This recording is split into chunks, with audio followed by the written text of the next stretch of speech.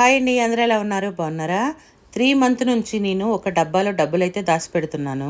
ఆ డబ్బా ఫుల్ అయిపోయింది. అది కట్ చేసి డబ్బులన్నీ తీసాను. ఈ డబ్బులతో నేను గోల్డ్ కొందాము అనుకున్నాను. కాకపోతే వేరే ఐటమ్ అయితే కొన్నాము. టోటల్ అమౌంట్ వచ్చేసి 24,500 రూపీస్ అయినాయి. ఈ డబ్బులతో ఏం కొన్నాము అంటే, మా పెద్దోడు ఎప్పటి నుంచో ఫోన్ అడుగుతున్నాడు. 3 మంత్ బ్యాక్ మేము iPhone 15 కొన్నాను. అది మా పెద్దోడు కోసం అని కొన్నాము. కాకపోతే అది మాకు యూజ్ అయిపోతుంది యూట్యూబ్ ఛానల్ కోసం. అందుకని చెప్పేసి మా పెద్దోడైతే వేరే సెల్ ఆర్డర్ పెట్టాడు. అది నిన్న నైట్ వచ్చింది.